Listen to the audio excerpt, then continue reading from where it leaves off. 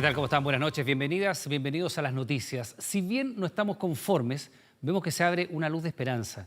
Con estas palabras, el padre de Camilo Catrillanca se refirió a la condena de 16 años de cárcel para el ex GOPE Carlos Alarcón, autor del disparo que terminó con la vida de su hijo. Para la Fiscalía es la condena más alta por delitos que afectan los derechos humanos. Paren el tractor, parece. El país, el pueblo mapuche, tiene rabia. No teníamos conocimiento ni de ese video ni de otra grabación. Hay gente que nos hizo mentir. Un joven mapuche muerto a raíz de un disparo, declaraciones cruzadas, falsos testimonios y autoridades que dejaron sus cargos en medio del caos. Así terminó el más cuestionado operativo del denominado Comando Jungla. Hay que prestarle primer auxilio. De nuevamente tenemos un peñi fallecido, en este caso mi hijo, que ningún padre quisiera, pero creo que hay que asumir en la situación en que estamos viviendo hoy día. Nuestro pueblo está sufriendo, tenemos rabia, pero al mismo tiempo queremos decirle al Estado que se haga responsable. Abajo del helicóptero estaría el tractor para que El avance procedimiento carro que está tenía como misión la búsqueda de vehículos robados que mantenían en la zona rural de Ercilla. Fue ahí cuando de frente se encontraron con el tractor que conducía Camilo Catrillanca junto a su acompañante de solo 14 años. Ahí lo tienen.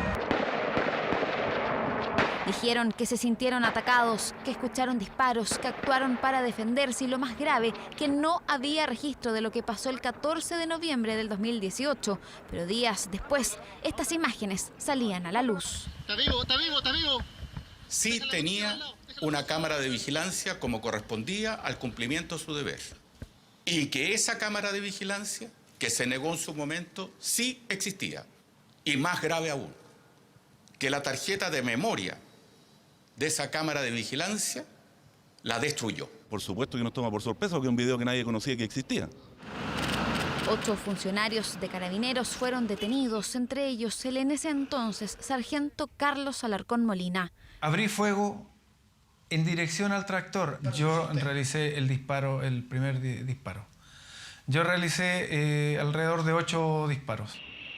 Luego de 37 jornadas de la presentación de 139 pruebas y 73 testimonios, entre ellos el del ex ministro del Interior, Andrés Chadwick, y el ex general director de Carabineros, Hermes Soto, el juicio oral terminó. Que se condena a Carlos Roberto Alarcón Molina, cédula de identidad ya indicada, como autor del delito de homicidio simple en grado de Marcelo Catrillanca Marín, a la pena de 11 años de presidio mayor en su grado medio. Porque nosotros vamos a seguir buscando la forma de poder llegar a la justicia internacional en donde podamos encontrar la justicia real que queremos. Porque lo único que queríamos nosotros como familia es tener cadena perpetua para Alarcón, cosa que no se pudo conseguir.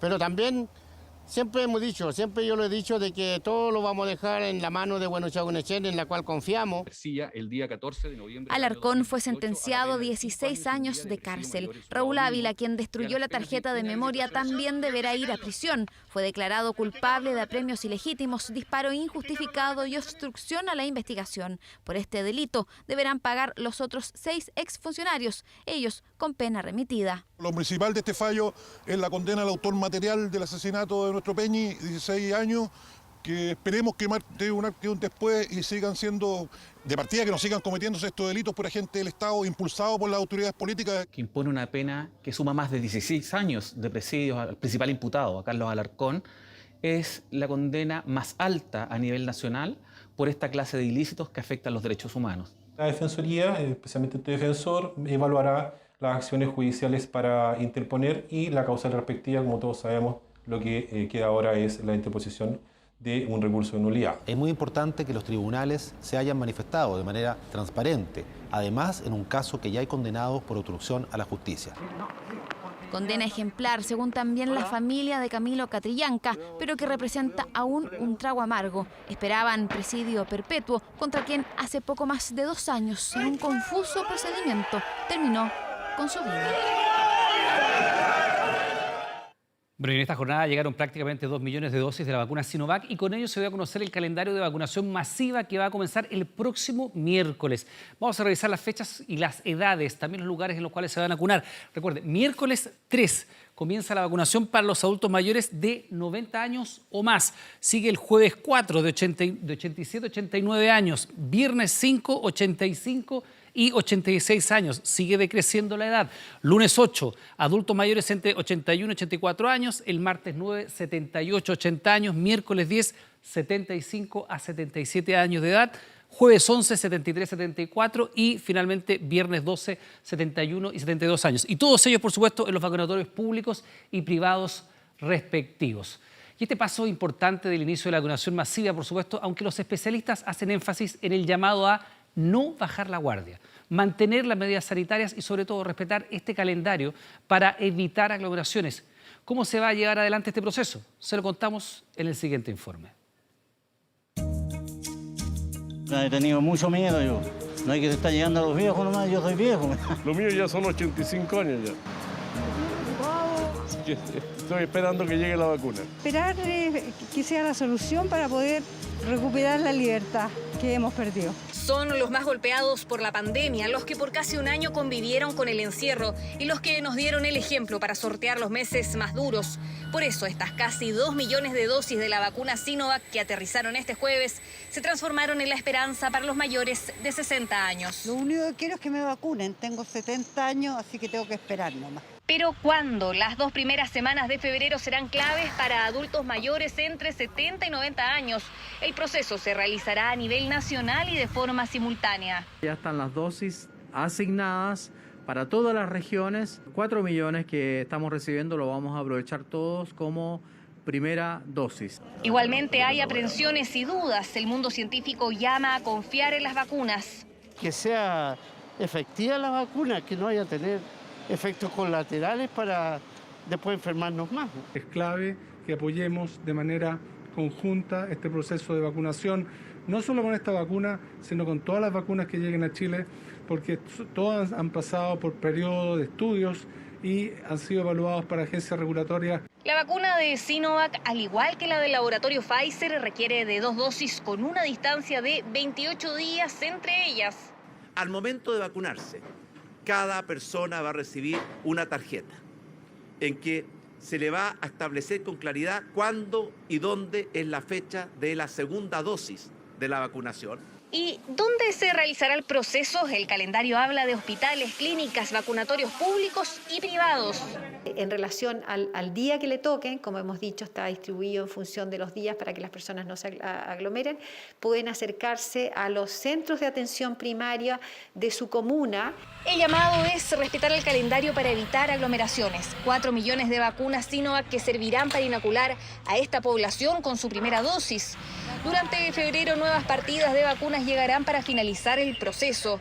Las municipalidades ya han tenido una serie de reuniones para organizar la logística de los recintos. Aún no se nos ha informado el detalle de ese proceso, entendemos la ansiedad que genera en la población y por tanto un llamado a que tengamos mucha calma. Vamos a tener que tener mayor resguardo, mayores tiempos y mayores preocupaciones obviamente para que en la misma vacunación no existan también contagios. Una luz de esperanza, dijo el ministro París, pero atención, una vez vacunados, los cuidados deben seguir. Aunque, digamos, la mejor vacuna tiene un 95% de eficacia, yo podría ser parte de ese 5% que va a enfermar igualmente a pesar de estar vacunado. Por lo tanto, no debemos perder las medidas básicas que todos conocemos y que espero estemos practicando en nuestra vida diaria. Se espera que durante la primera etapa de este proceso se inocule alrededor de 100.000 personas al día a lo largo del territorio nacional. Para el 30 de marzo, 5 millones de personas tendrán que haber recibido sus 2 dosis de la vacuna contra el COVID-19. Con el llamado a evitar las zonas precordilleranas, la ONEMI emitió una alerta temprana preventiva para 8 regiones del país ante las inusuales precipitaciones que se espera para este fin de semana. Hay riesgos de aluviones y también existe preocupación, medidas que afectarían al sector turístico de diversas zonas tras la solicitud de las autoridades de no ir a acampar en zonas de riesgo. La alerta está emitida, el pronóstico del tiempo sorprende incluso a los expertos. Lluvias en pleno verano y no cualquiera, sino que una que puede traer consecuencias. Que en esta época de año no hay nieve en la cordillera, la isoterma cero va a estar alta, pero va a caer agua líquida en sectores que están resecos, quebradas resecas, que puede estar amontonando material. En términos prácticos, hay una gran probabilidad de aluviones. posibles aluviones que preocupan a las autoridades. La ONEMI ya emitió la alerta temprana preventiva por el sistema frontal que se aproxima. Reforzará la vigilancia con carabineros de los sectores de mayor vulnerabilidad, especialmente de los cursos de agua y quebradas secas, lo que sumado al agua caída podría generar afectación por desborde o por arrastre de sedimentos en las zonas más cercanas a los cauces. La idea es evitar situaciones como lo ocurrido en 2017 en Villa Santa Lucía, donde un aluvión arrasó con vidas y casas. Por eso, el llamado es a evitar zonas precordilleranas, como San José de Maipo, donde muchos turistas han llegado a pasar sus vacaciones. Desde el municipio ya iniciaron conversaciones con el rubro para cerrar por este fin de semana y comenzarán patrullajes para evitar la circulación de personas. El llamado es a tomar responsablemente esta situación y abstenerse por este fin de semana. Pero si usted no se abstiene este fin de semana, podría ser que no regresara nunca más a su casa. Y eso sí que es muy preocupante. Así de duro, pero así también de real. Se ha determinado a partir de mañana el cierre de la barrera en San Gabriel, en San José de Maipo y control policial, municipal y provincial en sectores de Campen, Ribera de Ríos y Quebradas. Un sistema frontal poco habitual que podría romper un récord. Hasta la fecha han existido 5 lluvias importantes en el mes de enero, siendo la del 2016 la con más milímetros de agua caída, una cifra que este fin de semana puede quedar atrás. Podríamos quizás empatar los 10.3 del año 2016, pero lo más probable es que lo superemos de acuerdo a estos pronósticos. Lluvias que además traen otra preocupación, el posible corte de agua, un hecho que desde las autoridades aseguraron se estaría mejor preparados. El conjunto de las empresas sanitarias está bastante mejor preparado para este tipo de eventos. En los últimos años se han ido desarrollando una serie de proyectos de inversión y medidas de gestión que permiten tener una mayor autonomía respecto a estos fenómenos de aumento de turbiedad que se generan. Pero, ¿a qué se deben estas inusuales precipitaciones? Son los llamados ríos voladores o atmosféricos, corrientes que transportan gran cantidad de vapor de agua desde latitudes bajas o tropicales y que causan intensas lluvias que se darían entre la región de Valparaíso y Los Ríos, siendo la zona sur del país la que se espera reciba la mayor cantidad de agua. El mayor flujo de vapor de agua, que eso se traduce en lluvia, debería estar concentrado la parte norte de la Araucanía y hasta la parte sur de Ñuble, o sea, principalmente Araucanía, Ñuble y Biobío, con cifras importantísimas en cuanto a agua caída también en el sector de O'Higgins y por supuesto en Maule. Gran cantidad de lluvia que en la zona precordillerana de Chillán ya se preparan, tomando las precauciones necesarias, aunque valoran la ayuda que puede dar este frente a la sequía. Yo creo que podemos conservar el turista, también nosotros tratando de cooperar con las autoridades, limpiar nuestros canales, limpiar las cunetas. El agua es escasa, entonces que venga 2 o 3 días de agua es excelente. Estamos más acostumbrados, ¿no es cierto?, a que llueva, a que granice, un poco más arriba que nieve. Sin embargo, en la precordillera del Maule el panorama no es muy alentador para el turismo. ¿Usted sabía que este fin de semana puede que llueva? Sí, sí teníamos conocimiento. Por eso queremos irnos esta tarde o mañana. Hay personas que han rechazado ¿la reserva? Las reservas y la han pedido para la próxima semana por lo mismo, porque piensan que va a llover demasiado. Un sistema frontal que llega de manera inédita y que tiene a las autoridades en alerta. El llamado es claro y es evitar las zonas de riesgo. Claro, las zonas de riesgo principalmente centradas en la precordillera desde la región de Coquimbo hacia la región de Los Ríos. Y se señala que este sistema frontal podría ser el más grande para un mes de enero en 110 años. Iván Torra con nosotros para explicarnos, Iván, y contarnos cómo te va. Primero que nada, buenas noches. Buenas noches. ¿Cuándo llueve y cuánto llueve? Comienza mañana acá en la región metropolitana. Comienza esta noche, ya en realidad está comenzando en la zona sur del país. ¿Por qué es preocupante esto? Es preocupante porque normalmente las lluvias de verano están asociadas a núcleos fríos en altura, DANA o baja segregada, ese es el nombre que tienen estos sistemas, que se generan en la cordillera y dejan precipitación y tormenta eléctrica, pero en realidad es muy poco lo que cae en comparación a esto. Esto es un sistema frontal.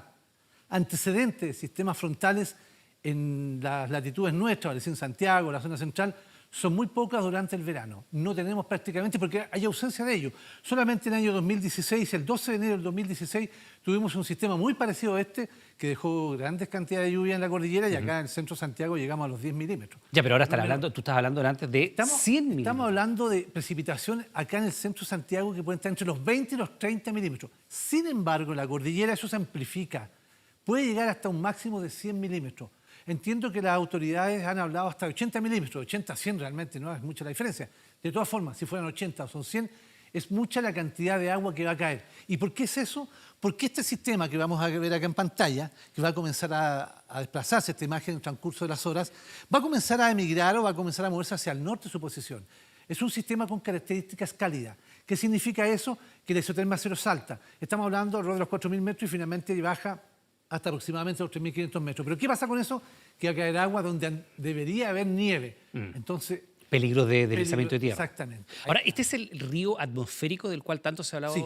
Explícanos, por favor, porque esto tenía otra denominación antiguamente. Antiguamente le llamábamos onda larga, pero ahora se le puso río atmosférico y tiene categorías, tal como los huracanes, 1, 2, 3, 4, 5. Este, por la cantidad de agua, por las características que trae, va a estar en categoría 3. Y eso significa alrededor de 100 milímetros. Categoría 3 en escala de 1 a 5, entiendo. Y tú nos decías que este sistema frontal, si llega a precipitar todo lo que puede hacer, podría ser el equivalente al Amazonas.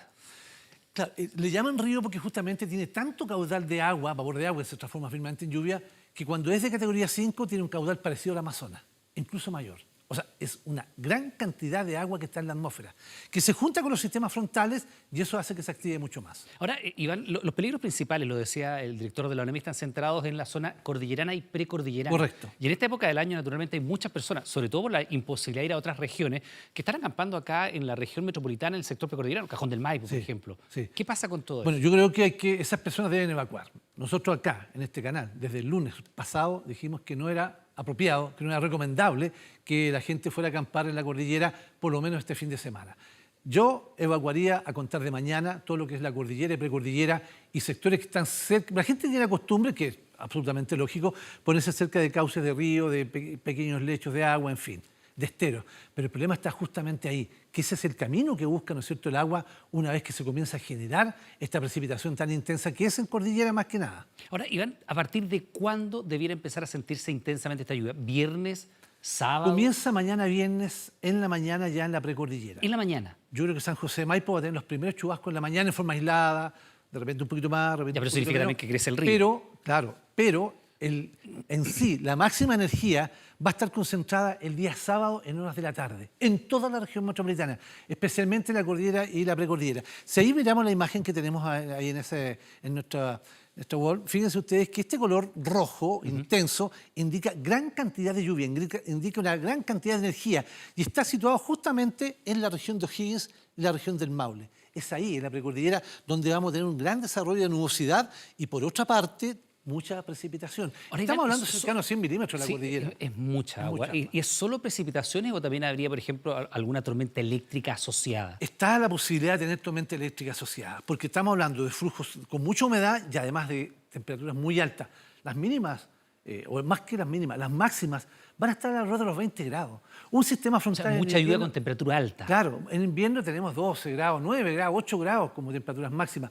Aquí estamos hablando de 20 grados de temperatura. Aquí ya está el sistema de lleno en todo el sector de la cordillera, precordillera. Y lo más intenso siempre, esta es la línea que divide Argentina y Chile, aquí se ve, ¿no es cierto?, cómo el flujo o los colores, veámoslo así, los colores más intensos están justamente acá al interior de la región de O'Higgins por varias horas. Y eso es lo preocupante. Lo preocupante no es tanto la cantidad de agua que cae acá en el centro, lo preocupante es la cantidad de agua que cae en cordillera o que va a caer en cordillera. Ahora, claro, si el fenómeno tiene esa característica, Iván, es probable que, por ejemplo, toda la zona precordillerana de la región de Coquimbo, también la región de Valparaíso, donde hay mucha quebrada, sobre todo en Coquimbo, y hay mucho caserío, mucho poblado, corra riesgo esa gente. Principalmente desde Valparaíso, la región de Valparaíso, ya está la región del Biobío, porque esto en la región del sur nuestro, por ejemplo, Río, esto se acaba ya mañana, el día sábado, no tienen precipitaciones. Va a estar concentrada esta zona. Ahora, la región de Coquimbo y La Serena va a tener chubascos el día domingo al sur de esta región. Illapel probablemente también, con Barbará, y por supuesto en Cordillera. No es tan intenso ahí. De todas formas, hay que tener mucho ojo con lo que pasa en la cordillera, en plena cordillera acá de la región de Coquimbo y La Serena, que está en este sector. Como ustedes se fijan, todavía ni siquiera llega a La Serena. Esto corresponde ya prácticamente entre viernes y sábado. Pero finalmente va a llegar un flujo nuboso, dejando algunas precipitaciones en el área sur de la región de Coquimbo. No va a llegar a La Serena. Ya. Como ciudadano. Tú decías sur de Coquimbo. Bueno, a prepararse entonces, porque tú bien lo decías, Iván, este podría ser el sistema frontal para un mes de enero más grande en 110 años, desde que hay registros. Hay que evacuar entonces la zona cordillerana. Yo creo que sí. Iván Torres, muchas gracias. Nos vemos. Buenas noches.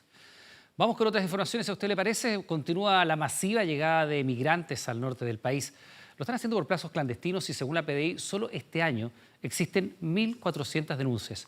El municipio de Iquique interpuso un recurso de protección por lo que llamaron el descontrol que hay en la frontera. Mire. Es una travesía por el desierto. Son varios días, el calor es sofocante. Pareciera no tener fin.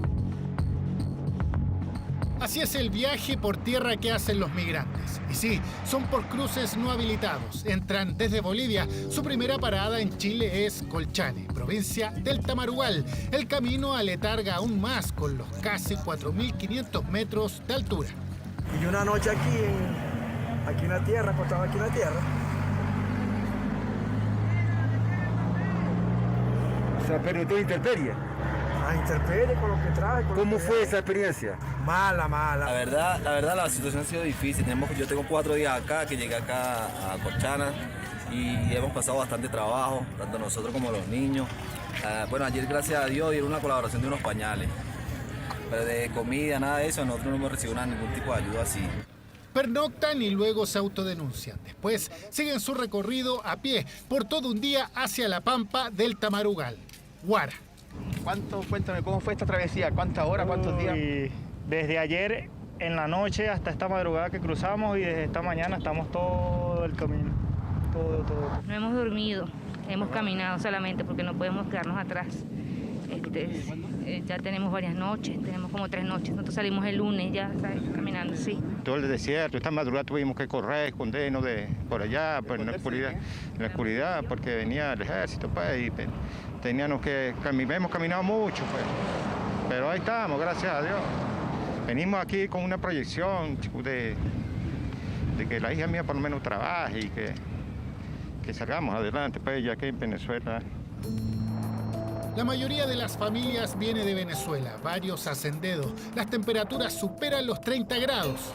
Esto es una travesía grande, porque lleva uno mucho frío, polvo, de trasnocho, duermen mal los niños. Pero bueno, este es el sacrificio que tenemos que hacer nosotros los venezolanos. La siguiente parada es Pozo Almonte. Los migrantes pernoctan en el mercado municipal. La realidad preocupa. Aquí hay una multitud, toda la gente reunida, hay aglomeraciones. Las imágenes son claras y elocuentes. Ando tratando de hacer todo lo posible para llegar al destino, a Santiago. ¿Hiciste prueba de PCR? No, está colapsado el sistema y nos mandaron a hacerla por vía internet. ¿La prueba del...? No lo han podido hacer. Hay gente que se ha portado muy bien, pues que no ha recibido, digamos, como en su casa, nos ha ayudado con comida a los niños, los más necesitados. Pues, ya. Lo que estamos haciendo hoy día, nosotros, según nuestros cálculos, son alrededor de 200 personas, que todas van a ser denunciadas a la Intendencia de Tarapacá. Es un panorama que se ve amplio por cuanto todas las personas están confluyendo hasta esta comuna donde pretenden luego viajar a otras regiones del país. Luego de algunos días en Pozo Almonte, el trayecto continúa hacia Iquique, capital de la región de Tarapacá. Las autoridades buscan soluciones a esta crisis humanitaria, pero esto pareciera no tener freno. El municipio presentó un recurso de protección por el descontrol en la frontera. Aquí se ha buscado desconocer un fenómeno que está viviendo Sudamérica, es un fenómeno migratorio, uno de los más grandes que están en este minuto en el mundo, que se están moviendo personas. Hemos impulsado con tanta fuerza la nueva ley migratoria para avanzar en una política migratoria que nos permita una migración ordenada, segura irregular. Han estado llegando, bueno, esto no ha parado, han estado llegando migrantes a diferentes comunas de nuestra región y hasta la fecha todos ellos han sido ingresados en residencias sanitarias para hacerle su PCR y de esa manera proteger al resto de la población de nuestra región de infectarse con un virus que traigan del extranjero. También se ven episodios como estos.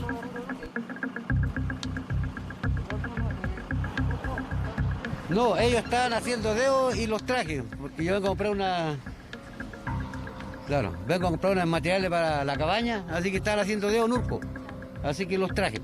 Los cuales se les cobró un tipo de dinero, lo que manifiesta el conductor, 20.000 pesos, que fueron trasladados, ¿cierto?, desde una caleta La Cuchara, hasta la comuna de Tocopilla para que ellos puedan seguir su curso. En Tocopilla el panorama es similar.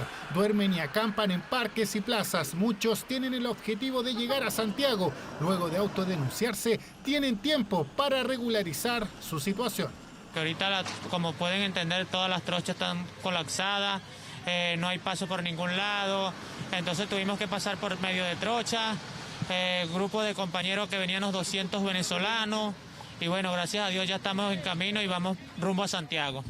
1.400 migrantes ingresaron este año, todos de una manera irregular. Situación que se ve los 7 días de la semana, de día y noche por pasos inhabilitados. La crisis humanitaria continúa a paso firme en el norte del país.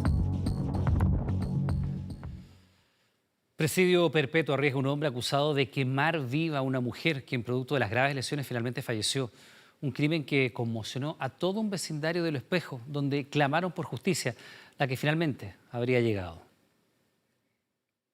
A Pamela le arrebataron la vida. Todavía estamos como en que no puede ser, porque fue horroroso de la forma que ella falleció. Esperamos nosotros la pena máxima posible para este delincuente, porque mi hermana murió de las peores formas que puede existir. A Pamela Fonseca la asesinaron, cree la policía y sus cercanos. Hace una semana estaba durmiendo en su casa rodante en Lo Espejo, cuando por la noche alguien provocó un incendio. Acá en este carrito y que fue asesinada. Toda la gente dice lo mismo, que no era una mala persona y que es injusto, que fue cruel de la forma que ella murió. Que nada lo que haya pasado acá ni le pasa a una mujer que es impune, o sea, que se siga hasta la última instancia. Clamaron justicia desde el día 1. La fiscalía comenzó con la indagatoria y en poco tiempo cayó un presunto responsable. Alejandro Orellana Vergara, de 27 años, sin antecedentes pero acusado hoy de homicidio, era conocido de Pamela, aunque se investiga el motivo del ataque.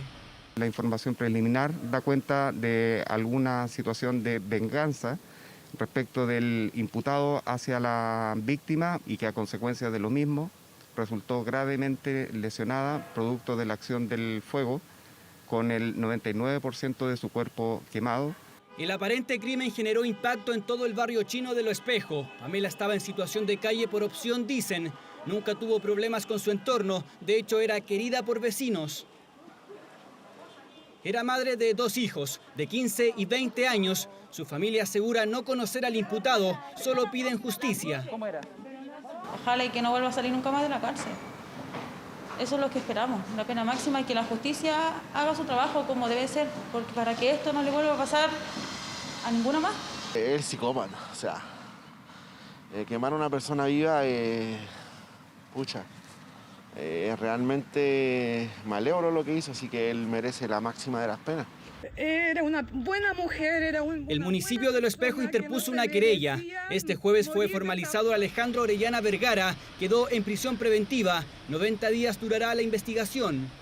Respecto del delito de incendio y del homicidio calificado de Pamela Fonseca Rebolledo, que es un delito macabro, que se suscita acá en los sectores de la comuna en contra de una vecina del sector. La familia de Pamela Fonseca aceleró los trámites para una rápida despedida, velatorio de solo un día y posterior funeral.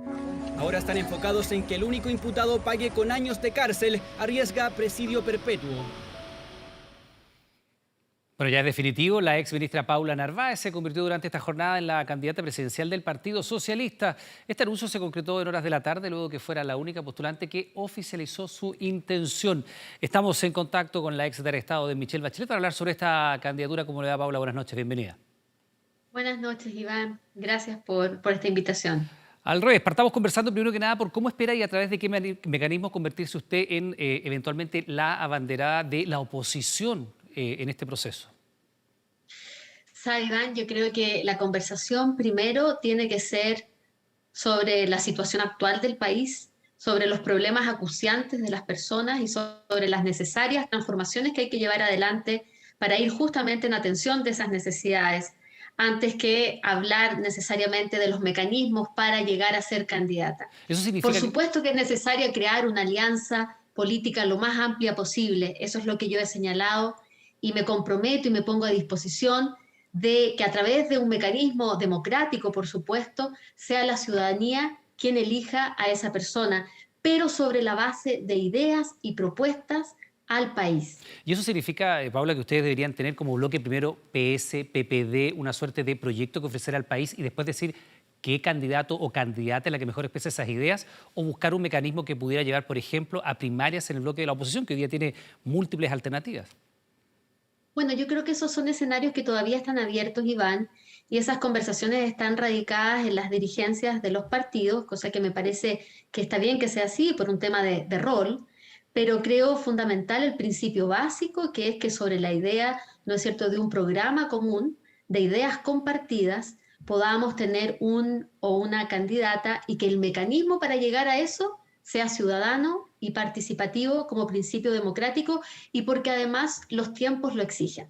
Para que no hay otra posibilidad. Paula, para que la gente vaya conociendo cuáles son sus propuestas en este sentido. Por ejemplo, hay una discusión muy intensa por estos días a propósito de este proyecto que pretende establecer un indulto para los detenidos y eventualmente para las personas que estén privadas de libertad, producto de hechos generados en el estallido social. Su posición sobre ellos y sobre ese proyecto. Bueno, yo no formé parte, por supuesto, de ese proyecto, pero sí tengo opinión respecto de que cuando se deniega justicia, ¿no es cierto?, cuando hay tanto tiempo en que las personas no son procesadas, no son condenadas y están esperando que la justicia haga su trabajo, lo que está pasando ahí es que se está denegando justicia. El llamado, por supuesto, es que las instituciones hagan su trabajo para que esas personas puedan recibir un proceso justo, un debido proceso y en función de eso juzgar. ¿Y eso no ha ocurrido? ¿Hay presos políticos producto del estallido social en Chile, en su opinión? Se entiende que, según, ¿no es cierto?, la información disponible, es que hay personas que están detenidas sin un debido proceso y se les ha denegado justicia y por lo tanto corresponde que las instituciones hagan su trabajo. Para usted, Paula Narváez, ¿esas personas son eventualmente presos políticos o en Chile no hay presos políticos? Más allá de la conceptualización, me parece a mí que son tratados de una manera donde se les discrimina producto de que surgen esas detenciones en un marco de una situación de estallido social, de protesta y de manifestaciones y por lo tanto reciben un trato discriminatorio y eso es denegación de justicia. Paula, dentro del bloque de oposición ya sabemos que el PPD tiene 3 precandidatos, la Democracia Cristiana ya ha elegido a su candidata, los radicales también lo tienen, ahora el Partido Socialista. Sin embargo, el Frente Amplio no ha logrado dar con una carta presidencial. ¿Podría ser usted, por ejemplo, el puente entre ese sector de la oposición y la antigua nueva mayoría, por ejemplo? Bueno, me parece un poquito presuntuoso ponerme a mí en ese rol. Sí, me pongo a disposición de generar diálogos y creo que los puentes son necesarios. Pero sabe, Iván, sobre todo porque la necesaria unidad en este minuto es una condición para poder resolver los problemas acuciantes de la ciudadanía. Creo que quienes nos dedicamos a la actividad política tenemos esa enorme responsabilidad. Por supuesto, cada fuerza política tiene que ir resolviendo sus propios procesos. Uno no es nadie para decirle cómo deben actuar, pero sí creo que uno puede abrir las puertas para el diálogo y establecer, por cierto, una disposición y una actitud a generar lazos, puentes de unidad. Usted, como ex ministra de la expresidenta Bachelet y al haber contado con el apoyo explícito de ella, ¿se siente depositaria de lo que fue su legado? Creo que el gobierno de la presidenta Bachelet fue un gobierno transformador muy relevante y por supuesto que generó cambios positivos para la vida de las personas. no soy yo quien pueda, ¿no es cierto?, autodeterminarme, autodescribirme de esa forma. Me siento muy honrada de haber formado parte de su gobierno, de un gobierno con una vocación profundamente transformadora, pero hoy día estamos frente a un nuevo Chile que emerge, que tiene nuevas demandas, que tiene una realidad distinta de la cual hay que hacerse cargo. Y creo que ese es el llamado. Y por eso lo que he planteado es la necesidad de construir también un programa de manera participativa, escuchando activamente a las personas, a las comunidades, porque en el pueblo hay mucha sabiduría respecto de cómo ir, ¿no es cierto?, en atención de sus propias soluciones, porque son finalmente los expertos y expertas en su propia vida. Creo que tenemos que abrirnos desde la política justamente a una participación ciudadana más vinculante, más efectiva, más real y más democrática. Paula Narváez, precandidata presidencial del Partido Socialista, le damos las gracias por estar con nosotros. Que tenga buenas noches, muy amable. Buenas noches, Iván. Muchas gracias. Bien, pues revisamos otras informaciones como un suicidio político. Así calificaron algunos parlamentarios de la UDI el rechazo de Evelyn Matei a una primaria interna en el partido. La alcaldesa de Providencia quiere competir junto a Joaquín Lavín en la elección presidencial de Chile Vamos, lo que sería una desventaja para quienes no compartan su intención. Marian Basso nos cuenta más. Desbordes, Sichel, Briones, Matei y Lavín, los nombres de Chile Vamos que quieren llegar a la moneda. La UDI así se inscribe como el único partido que se divide entre dos cartas y que aún no define el mecanismo que determinará a su candidato único. ¿Quién y bajo qué modalidad será el representante? En su estilo, Matei entró al debate. Son discusiones de alta política que a la gente, al ciudadano, le importa un pito.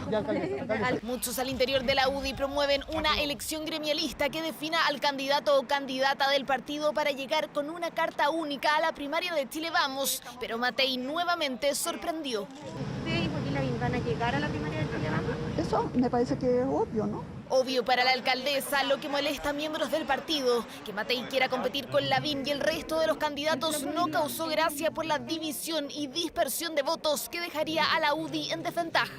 Es quizás un suicidio político. Nuestro partido debe llegar a esa primaria con un solo candidato. Uno solo. Creo que hoy día hay que aplicar el realismo político frente a los procesos que se vienen. De lo contrario, nos vamos a debilitar como partido. Eventual debilitamiento que no apura la definición. La UDI solo adoptará una decisión tras los próximos comicios, cuando Lavín esté fuera de la alcaldía y Matei finalizando el proceso en el que buscará la reelección en Providencia. Y en la directiva hemos tomado la definición de tomar esa decisión sobre el mecanismo y la forma en abril. Por lo tanto, hoy día nuestra concentración está absoluta en la próxima municipal y constituyente. Con Matei no habría nada que conversar. Insiste que irá directamente a las primarias de Chile Vamos, un tema, según ella, zanjado con las anteriores directivas de la UDI. Siempre se ha entendido así. Y esto se ha hablado con la directiva actual y con la directiva pasada desde siempre. Y todo esto creo que es una discusión totalmente artificial. El otro candidato, Joaquín Lavín, no quiso referirse a la polémica. Hasta el momento no hay certezas al interior de la UDI, que aún no define si llevará a un candidato a las primarias del sector o si finalmente cederá a la pretensión de Matei de que ambos jefes comunales lleguen a la definición del 4 de julio como precandidatos gremialistas, opción que hasta ahora no concita apoyo mayoritario en el partido. Desde el inicio de la pandemia, más de 17 millones de personas se han contagiado de coronavirus en América Latina y el Caribe. Brasil, Colombia y Perú son algunos países más afectados con los rebrotes que tienen a los hospitales al borde del colapso. Esta fue una de las decenas de caravanas que han salido por las calles de Brasil exigiendo la dimisión de su presidente Jair Bolsonaro. Lo acusan de tener un pésimo manejo de la pandemia, intensificando el llamado por un juicio político en su contra. No vamos a esperar morrer 1 milhão de pessoas, morrer 1 milhão do nosso povo para esses caras agirem. Então, ninguém aguenta mais. Brasil es el país de nuestra región más afectado por la pandemia y el tercero a nivel mundial, solo después de Estados Unidos e India. Con más de 9 millones de contagiados y al menos 220.000 muertos, la gestión de Bolsonaro ha sido fuertemente criticada por la falta de medidas. Pese a esto, el mandatario se mantiene firme en defender sus acciones y en culpar a la prensa de la mala situación. Esta vez, sus insultos subieron de tono tras la publicación de un gasto excesivo en leche condensada para el ejército. 2,5 milhões de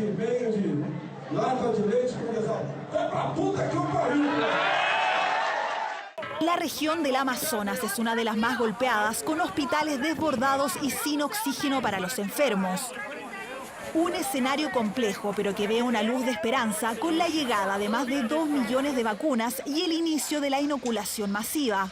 Agora, com a vacina, eu acredito que gradualmente as coisas vão se normalizar mais. Así como Brasil, Colombia también está sufriendo uno de sus momentos más críticos de la pandemia. Los rebrotes aumentaron los contagios a más de 2 millones de personas y las muertes superaron las 52.000. Entre ellas se encuentra el fallecido ministro de Defensa Carlos Holmes, cuyo funeral causó indignación en la población por lo pomposo de la ceremonia. Perú es otro país fuertemente golpeado. Los contagios superaron el 1 millón de casos, lo que motivó al gobierno a decretar cuarentena en las 10 regiones más afectadas, entre ellas Lima, además de otras restricciones. Se limitan todas las actividades que impliquen desplazamientos fuera de la casa. Mantendremos las restricciones para los vuelos internacionales procedentes de Europa y se incluirá, además, a Brasil. En varias de estas 10 regiones peruanas ya no existen camas en las unidades de cuidados intensivos debido a la multiplicación de hospitalizaciones en las últimas semanas. Esto elevó el número de muertos a más de 40.000. Ya no hay cama UCI, que vayamos viendo en otros hospitales si hay camas UCI vacías para poder llevar a nuestros familiares. Y ya no dejan entrar más pacientes con COVID ya. Ante el rápido avance del virus y el surgimiento de las nuevas cepas a nivel mundial, la Organización Mundial de la Salud pidió a los gobiernos no retroceder en las restricciones, ya que esta crisis sanitaria seguiría empeorando. Frontera Global.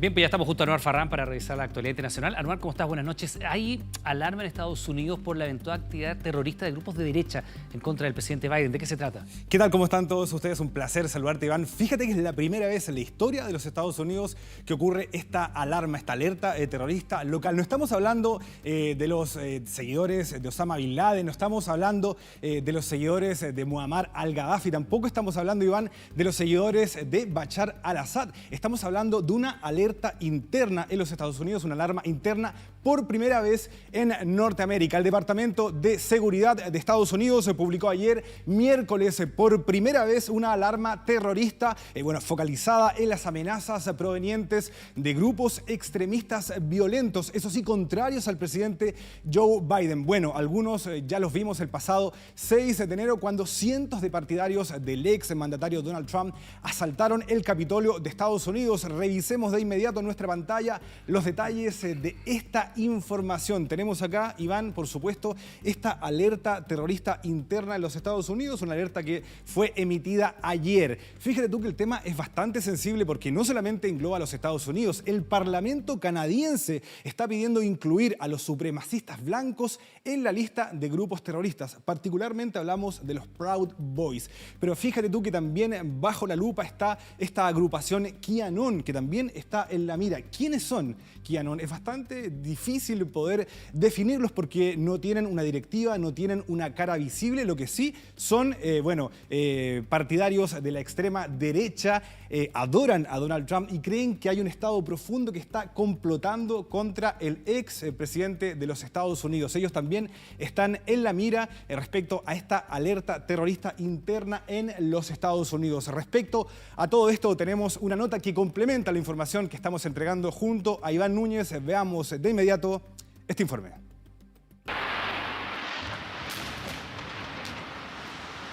Los atentados terroristas del pasado 11 de septiembre de 2001 marcaron un antes y un después en la historia contemporánea del mundo. Un ataque proveniente del extranjero, perpetrado por yihadistas seguidores de Osama Bin Laden y que destruyeron uno de los símbolos más importantes de Norteamérica. Hablamos de las Torres Gemelas en el World Trade Center.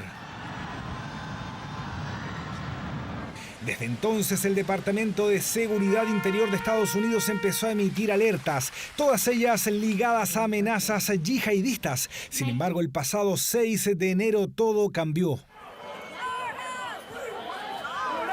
El violento e inusitado ataque al Capitolio de los Estados Unidos hizo que por primera vez la alerta terrorista fuera emitida por amenazas internas y no por supuestos ataques provenientes del exterior.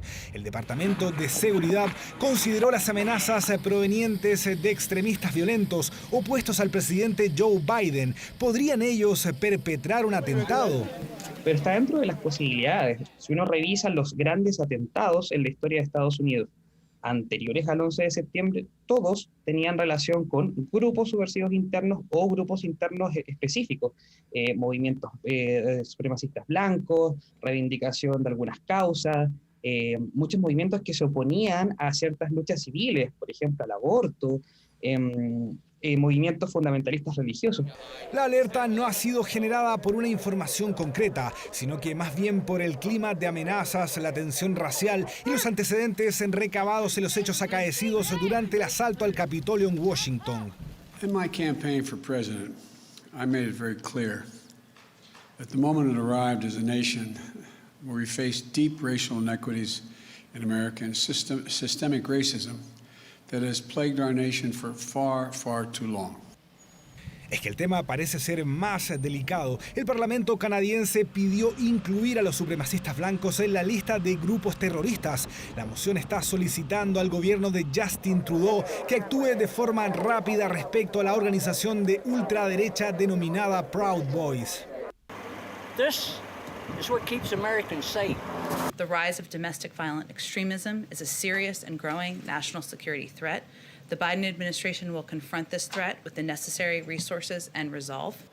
Es que la violencia y el extremismo han ido acrecentando las amenazas en el país del norte. Las restricciones impuestas por la pandemia, la brutalidad policial y la derrota de Trump en noviembre han enrarecido el ambiente en los Estados Unidos, tanto así que de momento parecieran importar más las amenazas internas que las que vienen del exterior. Bueno, ahí estaba entonces este informe sobre la alerta terrorista doméstica en los Estados Unidos. Pero fíjense que esta no es la única noticia que hay o que viene desde el país del norte, porque el próximo 9 de febrero comienza el juicio político contra Donald Trump, el segundo que enfrenta el ex mandatario. ¿Qué debe ocurrir para que exista una condena? Lo vamos a ver de inmediato acá en nuestra pantalla. Bueno, básicamente aquí lo que se busca, Iván, son dos cosas. Lo primero es encontrar un responsable político para este asalto al Capitolio el pasado 6 de enero y lo segundo es tratar de evitar que Donald Trump sea candidato en 4 años más. Ya, pero a diferencia de lo que pasa en la Cámara de Representantes, aquí requieren 2/3 de la votación del Senado, que son 17 senadores republicanos. Hay un quórum supramayoritario, efectivamente, se requieren 2/3. Mira, 100 integrantes tiene el Senado norteamericano. Como bien decías tú, se requieren 2/3. Si el próximo 9 de febrero los demócratas consiguen 67 votos, podrían condenar, podrían enjuiciar políticamente a Donald Trump. Si no consiguen estos votos, va a tener vida política, por supuesto, el ex presidente norteamericano. Pero ¿cuáles podrían ser las consecuencias políticas para el ex presidente? ¿Conseguirán los votos necesarios los senadores demócratas? Recordemos que Trump ya no es presidente de Estados Unidos, es solamente un ciudadano. Vamos a escuchar de inmediato a Guido Larsson, destacado cientista político, para conocer su opinión respecto a este tema. Es importante tener dos cosas claras. Uno, el impeachment lo que hace es enjuiciar al presidente en base a potenciales crímenes que él haya cometido. Esa es una cosa. Otra cosa distinta es que dentro del mismo juicio el Senado pueda votar relativo a la incapacidad del presidente para volver a servir cargos públicos en el futuro. Esas son dos votaciones distintas. El impeachment requiere 2/3 de mayoría. Este voto por inhabilidad requiere simplemente mayoría simple, pero esto último requiere del proceso de impeachment. Y dado que el proceso de impeachment tiene una condición supramayoritaria, 67 senadores tienen que votar a favor, es realmente poco probable que haya consecuencias visibles desde el punto de vista criminal hacia Donald Trump.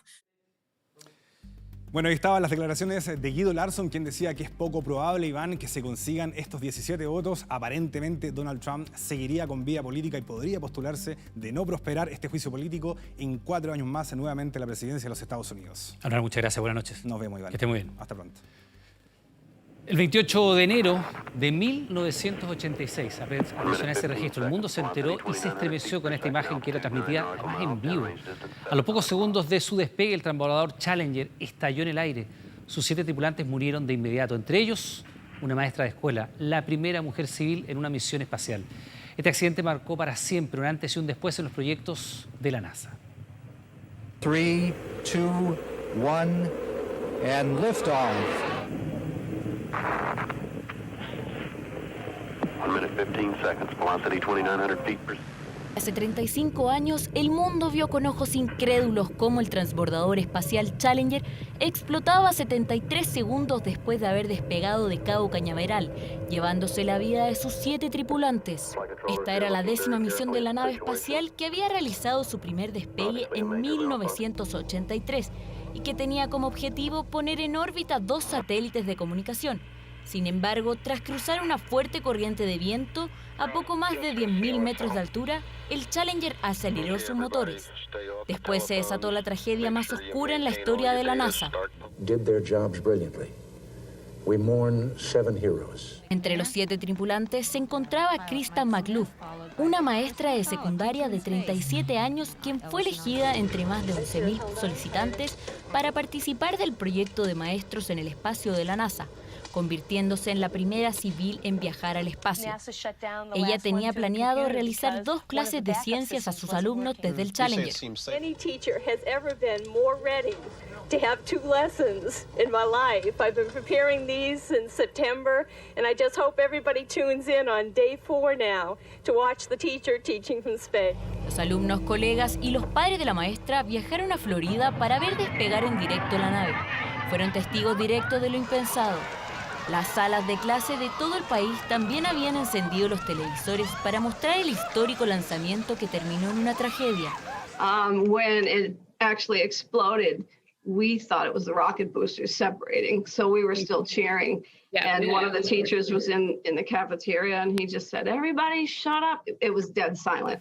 A 35 años de la tragedia y como parte de los homenajes recordatorios, la Casa de la Moneda de Estados Unidos lanzó una moneda en honor a la maestra. That would be a national recognition of a teacher, of a woman that went into space. It would be the perfect way to demonstrate that we could inspire an entire generation of kids to appreciate science and technology. La investigación descubrió que la rotura del sello de una unión de uno de los propulsores había provocado la explosión. Y además se determinó que la NASA sabía de antemano que las temperaturas bajo cero podrían causar este tipo de fallas, pero que decidieron continuar con el lanzamiento.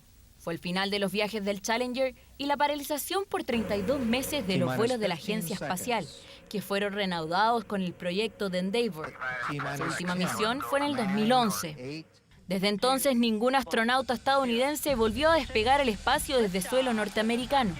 Eso hasta mayo del año pasado, cuando el SpaceX fue lanzado desde Cabo Kennedy con 2 tripulantes a bordo.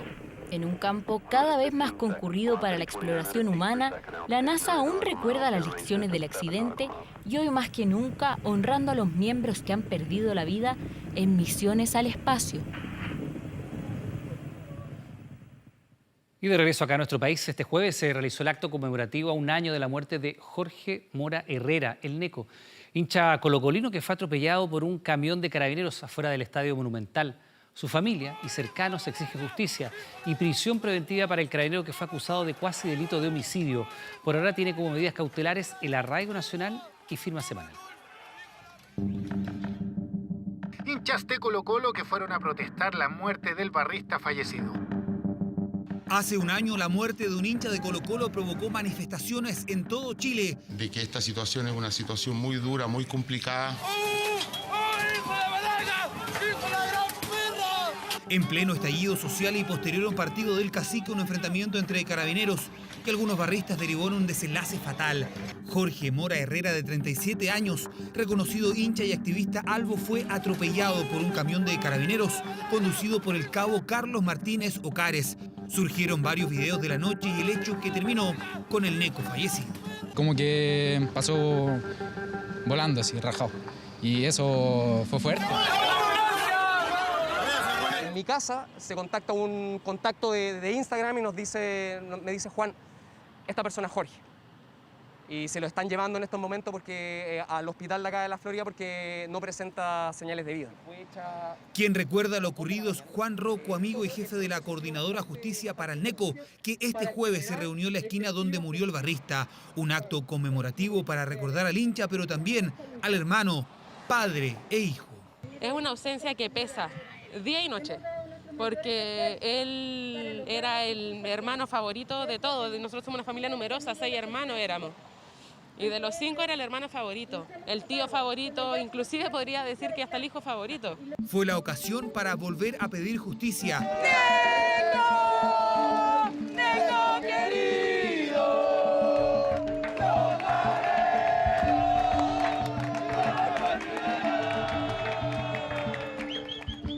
Afiches, carteles, poleras claman transparencia y celeridad en el caso del NECO. Tras lo ocurrido el 28 de enero del 2020, el cabo Martínez fue formalizado por cuasi delito de homicidio y sus medidas cautelares fueron arraigo nacional y firma semanal. Una bofetada para la familia y cercanos que pedían prisión preventiva, pero fue rechazada por la Corte de Apelaciones de Santiago. Que pague y que paguen todos los responsables, que él pague con cárcel efectiva. No me sirve a mí que él esté preso en una comisaría, que esté con todos sus beneficios. A mí no me sirve que él esté con una firma semanal. Lo que nosotros estamos buscando es efectiva prisión, por lo menos prisión preventiva para Martínez Ocare, o que por lo menos se dé de baja en la institución. Y entre medio las polémicas. Pensemos que él venía saliendo de un partido de fútbol. Desconozco las condiciones en que la propia víctima se encontraba, que es Colo-Colo, que tiene famosa garra blanca de por medio y que por desgracia sus hinchas o así denominados tienen una actitud no muy acorde a las reglas sociales. Familiares, amigos y cercanos recuerdan las frases de la jueza Acevedo que retumbaron por su discriminación, dicen, pero también apuntan más alto las diferentes justicias que según ellos existen en nuestro país. Creemos que tiene que haber una sola justicia y para todos igual. Los ciudadanos chilenos no son clase A y clase B, somos todos un mismo ciudadano, un mismo tipo de ciudadano. Es muy llamativo que la justicia no dé respuesta a la familia en estas condiciones. Espero que si nos volvemos a encontrar un año más, al menos sea con que tengamos al responsable tras la justicia.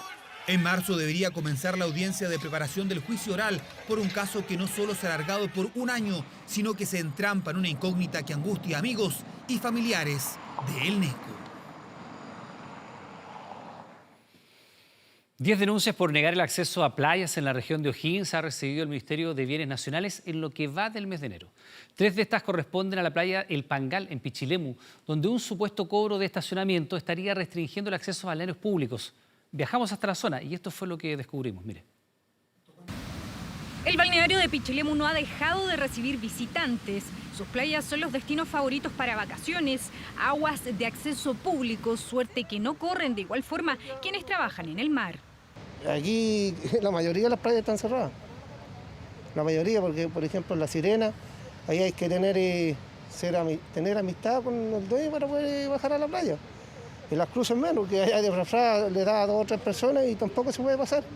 O sea, no pueden pasar todas las personas que trabajan en el mar, tienen cerrado.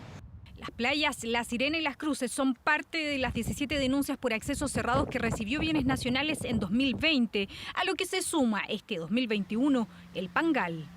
Nosotros en enero del 2020 remitimos toda la información de estas 17 denuncias a la Intendencia Regional. La playa Pangal se requiere de fijar un acceso, pero también parte de la denuncia habla de que se está cobrando por un estacionamiento. Fuimos en busca de esta playa ubicada a pocos metros de la laguna Cahuil, lugar en el que supuestamente se restringiría el paso mediante el cobro de estacionamiento. Bueno, y aquí vamos entrando a esta playa El Pangal, ahora está abierto, está abajo esa cadena, el suelo. Hola, buenas tardes. Somos de TVN, le queríamos hacer una consulta. ¿Pagaron ustedes al acceso? Sí. ¿Cuánto les cobraron? 4.000 pesos el ingreso. En una cadena y ahí cobran a las personas que entran en vehículos. Me dijeron que era porque es camino particular hacia acá. Yo me imagino que los que tienen casa habrán pagado por hacer el camino. Espero que sea así. Tú llegáis con tu mochila, bajáis, no te cobran y de hecho si tú te quedas con tu auto arriba también es gratuito. Actualmente el Pangal está dentro de los accesos públicos que debe fijar la Intendencia de O'Higgins. Con eso, otros 5 son prioridad. Bueno, en esta mesa de trabajo con los pescadores y también con la Intendencia Regional se han establecido 5 accesos prioritarios y esos pertenecen a las Cruces, La Lancha, La Sirena, El Choco, Las Quiscas y Playa La Pancora.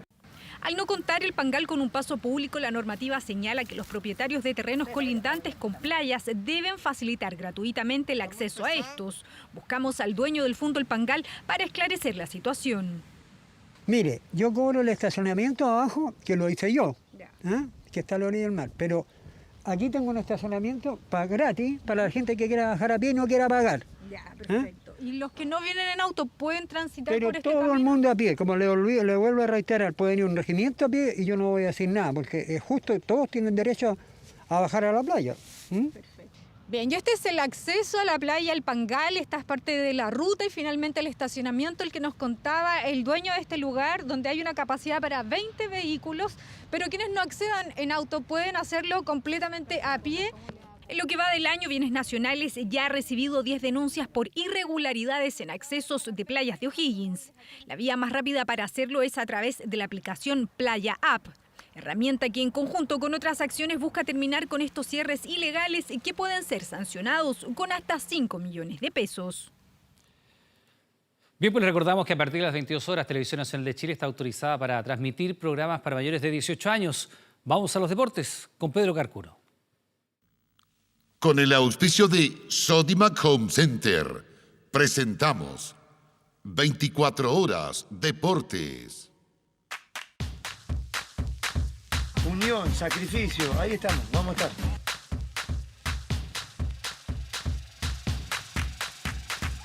La imagen del hombre que puede ser nominado mañana como nuevo técnico de la selección chilena, el argentino Matías Almeida, muy cercano a Marcelo Salas, trabaja con un hijo del recordado y del mítico profesor Bonín, en la misma pega, preparador físico. ¿Qué es lo que pasa en este momento? Está todo listo, menos el acuerdo de las lucas. $1,5 millones ofrece la NFP, $2 millones quiere el equipo del técnico argentino Matías Almeida. Realmente en mi vida siempre vivo el presente. Y aunque su presente ahora está en la MLS, con 47 años, el ex seleccionado de su país, Matías Almeida, es la principal carta que manejan Inquilín para que asuma la roja. Le ofrecen $1.4 millones, pero él quiere $2 millones de la divisa norteamericana. Sería un contrato hasta el fin de las clasificatorias y con la opción de extenderlo si logra el pasaje a Qatar.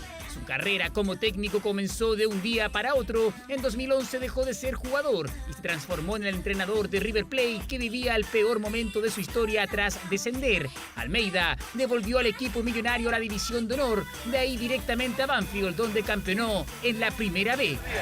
Los Ciratos le dieron una vuelta olímpica, muchachos. Somos campeones, carajo.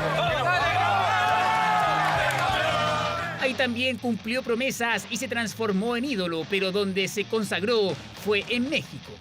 Vengo acá para ganar. Yo quiero ganar acá.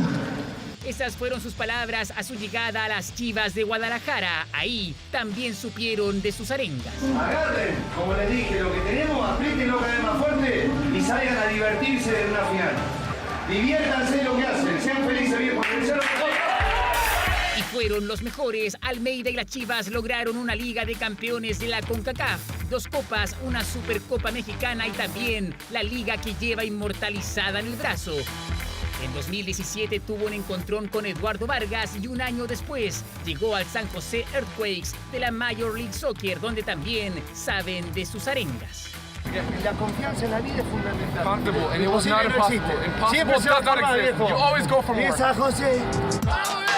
La alta cláusula de salida de Almeida del equipo norteamericano sería la traba a superar. Su contrato termina en 2022 y se habla de cerca de $3 millones, pero el trasandino está luchando para no pagarla, aduciendo las constantes interrupciones del campeonato norteamericano. El tiempo avanza rápidamente y se acaba el plazo autoimpuesto por la ANFP, que ahora lucha por cerrar con Matías Almeida.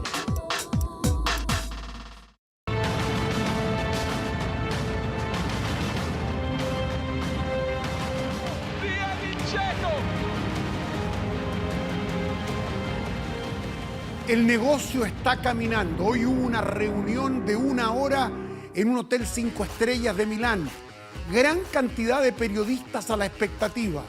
Alexis podría dejar el Inter e ir a la Roma porque ellos quieren a Dzeko, un delantero muy importante, los del Inter. El negocio está cerca de cerrarse. Alexis se apuntó. Alexis. Estupendo, Alexis, ¿eh? El derbi de la Madonina fue la última gran jornada de Alexis Sánchez con la camiseta de Inter. Caco por abajo, Alexis. Tapó el arquero. Gambeteó a cuanto Rossonero lo marcó, entregó asistencias e incluso estuvo a punto de marcar. Perisic. Mete el centro. Alexis. En la línea la sacaron. El superclásico de Milán disfrutó de maravilla, pero ni su deslumbrante actuación en el Meazza asegura su permanencia en el club. La Roma en tratativas con Inter. Cambio con Sánchez. Cambio Dzeko-Sánchez. La Roma sin prisa. Dzeko queda fuera y podría ir al Inter en intercambio con Sánchez. Cambio Dzeko-Sánchez. El hincha está en shock. Es una locura, no lo hagan. Las principales portadas italianas hablan de la inminente salida del tocopillano, eso porque Conte quiere a Edin Dzeko de la Roma y para obtener su carta lo cambiarían por el 7 lombardo. Giuseppe Marotta, director deportivo interista, no se quiso referir al tema. Alexis, que en agosto fue transferido al club, hoy dejaría Milán para emigrar al equipo donde brillara David Pizarro. El equipo de la Loba, ubicado en el tercer puesto de la Serie A tras ni siquiera el evidente alza en lo deportivo impedirían que Maravilla sea parte del negocio. Alexis Sánchez y un posible cambio de equipo, la Loba podría volver a tener un 7 chileno.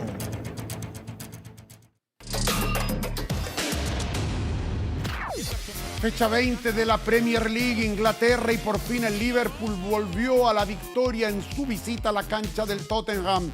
El brasileño Firmino en los descuentos del primer tiempo anotaba la ventaja para el atribulado Jürgen Klopp, el alemán que es técnico del Liverpool. Un partido emocionante. Luego vino Arnold para anotar el 2-0 para el equipo de los Beatles.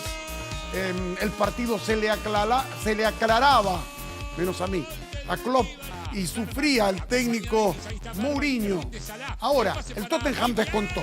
Se puso bonito el partido con este gol de Højbjerg, el jugador danés, pero esa euforia, ese entusiasmo de Mourinho se frenó, porque en los 65 minutos 20 del segundo tiempo, Mané, el extraordinario jugador de Senegal, anotó el definitivo 3-1.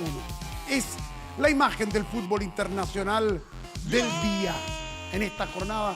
Bueno, todos los días tenemos fútbol y siempre vemos lo mejor aquí en 24 horas. Buen triunfo para el Liverpool.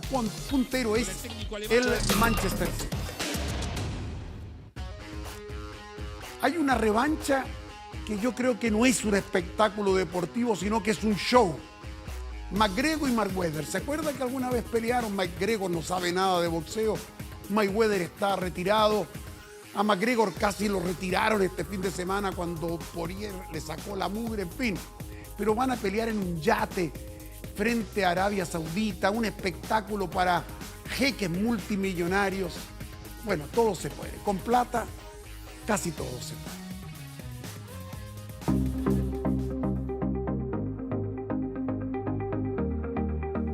En medio de Arabia Saudita, sobre las aguas del Golfo Pérsico, un barco de lujo podría ser el perfecto escenario para una revancha entre Conor McGregor y Floyd Mayweather.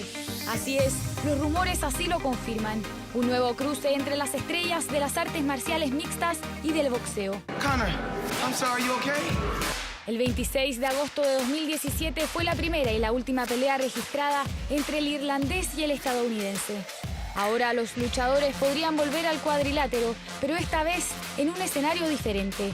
Eso sí, la última derrota de McGregor lo tendrá fuera del ring al menos durante 6 meses. Volveré, me pondré sano y me volveré a preparar. Ahora la derrota del irlandés por nocaut ante Dustin Poirier causó regocijo en uno de sus máximos rivales. Ese vagabundo nunca será yo ni estará a mi nivel. Mi mentalidad está en otro planeta, mis habilidades son insuperables, soy un ganador nato y sí, hablo mucho, pero siempre lo respaldo.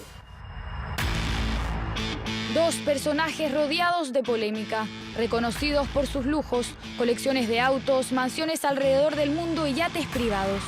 Ahora están en busca de la próxima nave para pelear sobre ella.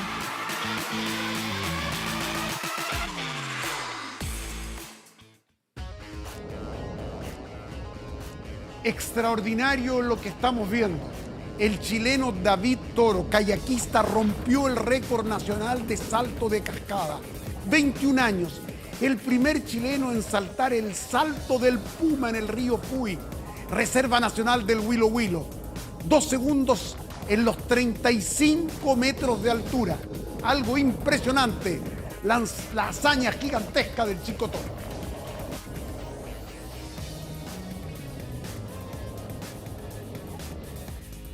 Y estamos terminando el bloque deportivo. Apasionante lo que está ocurriendo en La Calera, donde el equipo local se jugaba la opción de alcanzar a Católica en la punta de la tabla. Jugaba frente a uno de los colistas, frente a Iquique, subcolista del campeonato. Iquique hizo un gran partido, empató a 1 y en el final queremos recibir la confirmación de la noticia. Anotó el 2-1, pero el gol estaba en el VAR hace un par de minutos, pero el VAR ha ratificado la victoria de Iquique por 2-1, frustrada opción de La Calera. Iquique con un muy buen fútbol intentando salvar del descenso. Apasionante el final del fútbol chileno. En un instante vuelve Iván Núñez porque las noticias siguen aquí en 24 horas.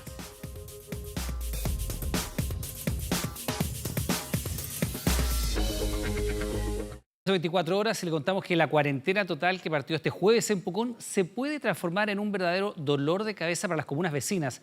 Temen masiva llegada de turistas en los balnearios pese a los controles en las carreteras. Mire. No hay nada mejor que la magia del sur y nada más impredecible que su clima. Uno que pilló de sorpresa a esta familia que llegó hasta Licanray a disfrutar de sus vacaciones. Nosotros teníamos pensado acampar y se nos presentó esto por la lluvia. Así que para no perder el permiso de vacaciones, decidimos arrendar esta cabañita. Ellos, como muchos, están preocupados por el aumento de turistas que podrían venir desde Pucón. Esto porque la comuna partió este jueves su cuarentena total. Harto vehículo ha pasado, y sobre todo en el día y en la noche con mayor cantidad. Para uno que es veraneante igual es fome porque se puede propagar el virus. Por algo pusieron en cuarentena la comuna de Pucón. Igual está el temor, pero hay que cuidarse uno, primero empezar por uno. Por eso se anunciaron fiscalizaciones en las rutas que unen Pucón, Villarrica y Licanray para evitar desplazamientos. A contar de antes de ayer, hubo un aumento notorio de la cantidad de gente que ingresó a Villarrica, eso en el desplazamiento de los vehículos y de las personas que uno ve. Ahora nosotros vamos a tener mayores controles, vamos a dotar de más medios logísticos y más carabineros también en la población, porque readecuamos nuestros servicios. Que no les quepa la menor duda, va a colapsar Villarrica, va a colapsar Licanray, van a colapsar todos los lugares cercanos turísticos, porque las medidas que se están tomando no son las medidas adecuadas. El rubro turístico de Pucón está devastado. Aseguran que se perdió el verano por este confinamiento. Tenían todas sus esperanzas en el 2021, tras un 2020 para el olvido por la pandemia. Este pueblo come solamente turismo y come 2 meses. Estos 2 meses sirven para proyectar lo que vamos a tener durante todo el año. Así como vamos, la verdad que vamos para la quiebra, la mayoría de nosotros, porque ya no tenemos con qué más financiar. Los créditos FOGAPE ya vencieron en diciembre, que hay que empezarlos a pagar y la gente no alcanzó a hacer caja, ni siquiera para pagar la primera cuota. Se esperan más controles en la zona para evitar el desplazamiento entre comunas, lo que también dará tranquilidad a familias como esta, que esperan que la cuarentena implementada en Pucón no signifique un riesgo para ellos. El creador del considerado himno de Latinoamérica, Canción con Todos, el argentino César Isela, falleció a los 82 años producto de un problema cardíaco. El músico, reconocido como una de las grandes voces trasandinas que marcó los sonidos del continente, murió este día jueves en Buenos Aires. El cantautor fue uno de los máximos exponentes del movimiento del nuevo cancionero. Su inicio fue en el grupo Los Fronterizos, hasta los años 60, cuando empezó su carrera ya como solista. Amigo y compañero de escenario de Mercedes Sosa y de artistas internacionales. Esta canción que estamos escuchando de fondo la cantó por primera vez en nuestro país en una visita que realizó al expresidente Eduardo Frei Montalva. César Isela participó también en el Festival de Viña del Mar y fue jurado de este certamen. Curva de alto sol, nombre en el viento a México ancestral. Continente azul, en Nicaragua busca su raíz, para que luche el hombre de país en país, por la paz. Y las semanas musicales de Frutillar comenzaron su versión 2021, pero con un formato que es 100% online, una tradición sureña de más de medio siglo, que este año se ha tenido que ir adaptando, como muchas otras actividades, a la contingencia de la crisis sanitaria, y por primera vez en su historia será transmitido telemáticamente para todo Chile y el mundo a través de la plataforma Arena Virtual. El evento contará con artistas nacionales e internacionales que presentarán un total de 10 conciertos a lo largo de sus 5 días de duración. Gracias a su formato virtual, la plataforma también va a permitir que los espectadores vean los conciertos todas las veces que quieran por un periodo de 24 horas. El Festival de Música Clásica estará celebrando de esta manera inusual su edición número 53 hasta el 31 de enero. Las entradas están disponibles a través de Ticket Pro. Hacemos una muy pequeña pausa. Estamos de regreso de inmediato en 24 horas. Espérenos.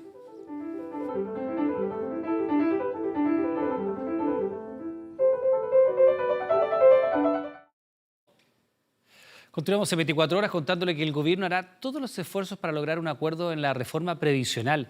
Con estas palabras, el presidente Piñera entró al debate y a la negociación con parlamentarios de oposición.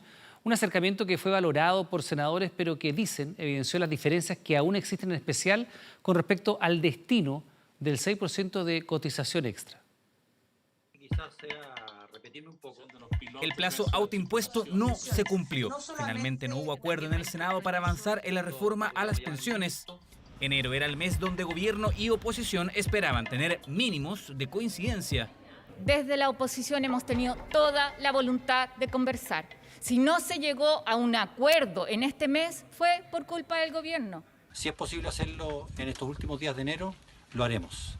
Si no es posible, sin ninguna duda, trataremos de llegar a ello en los primeros días de marzo. Un acuerdo que se entrampó con la salida del ministro de Hacienda, Ignacio Briones, y ahora, desde que asumiera su reemplazo, fue el mismo presidente Piñera quien volvió a abrir una puerta al diálogo. Y vamos a hacer todos los esfuerzos para lograr un acuerdo en el Senado que nos permita mejorar las pensiones a todos los actuales y futuros pensionados de nuestro país. El mandatario se refirió al tema luego de la reunión que sostuvo con el senador Juan Pablo Letelier. Allí abordaron detalles del debate y para el parlamentario hay pocos puntos de encuentro. Constatamos nuestras diferencias y las dificultades que hay para avanzar en un acuerdo marco de reforma de pensiones. Un tema que lleva más de un año entrampado en el Congreso y que este jueves se fue abordado en un seminario de la Universidad de los Andes. El destino del 6% de cotización extra es uno de los temas centrales de desencuentro. Para quien fuera la principal asesora previsional de la oposición, es importante que se cree un sistema de ahorro colectivo, visión que se contrapone a lo planteado por Libertad y Desarrollo. En el caso del pilar contributivo y del 6% en particular, creo que hay una virtud desde el punto de vista de la solidaridad intergeneracional. Es mucho más eficiente que lo solidario se financie con una base amplia de impuestos. ¿Que lo paga quién? Lo pagan los que tienen más. Diferencias que también están enraizadas en los parlamentarios. En el oficialismo creen que el 6% debe contribuir a mejorar las pensiones individualmente y en la oposición no están dispuestos a seguir con el mismo sistema. ¿Cómo hacer que todos aquellos que han ahorrado durante buena parte de su vida laboral tengan las pensiones que esperan? Para eso es esta contribución de un 6% adicional con cargo al empleador. Nosotros planteamos el tener un sistema mixto, donde se cree un pilar de capitalización colectiva con el 6% que se administra en una lógica distinta. Por ahora las conversaciones y acercamientos continuarán en las próximas semanas, pero será recién en marzo cuando el debate se retome oficialmente en el Congreso. Presta atención a estas imágenes porque son sorprendentes. Fueron captadas por cámaras de seguridad en Turquía. En ellas se aprecian los fuertes destrozos causados por vientos de más de 100 kilómetros por hora en una zona industrial de la ciudad de Bursa. Los trabajadores tuvieron que buscar refugio luego de que comenzaran a volar todo tipo de muebles, piezas y partes de vehículos, objetos metálicos. Al menos una persona resultó herida tras recibir el impacto de los escombros.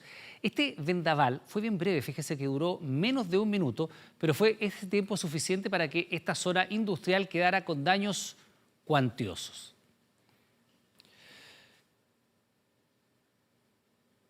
Y el Festival de Cannes fue aplazado a causa de la pandemia. Se trata de otro de los eventos mundiales que se suma de esta manera a la lista de festivales aplazados por el COVID-19.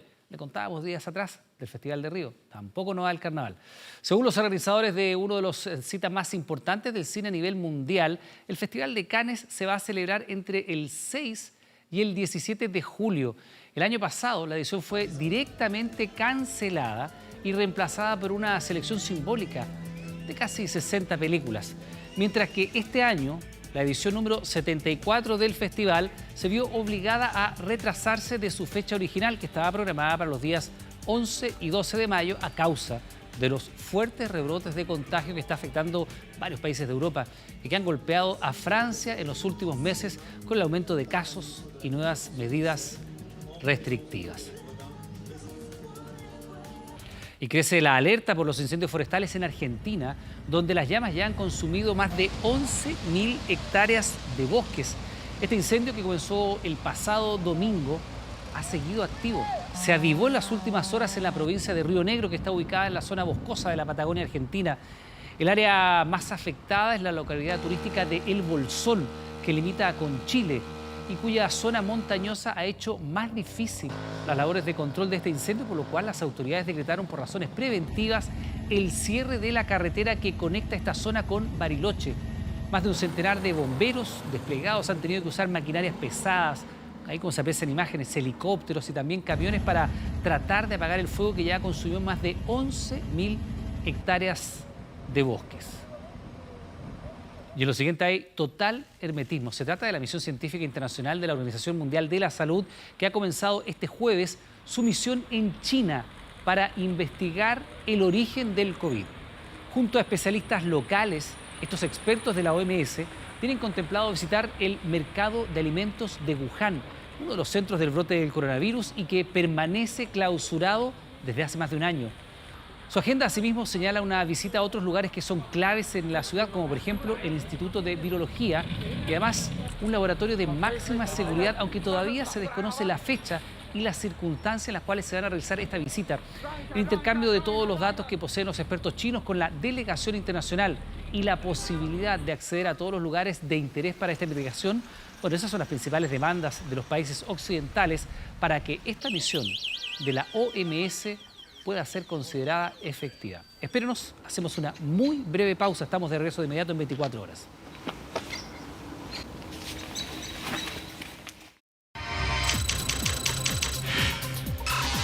...24horas.cl.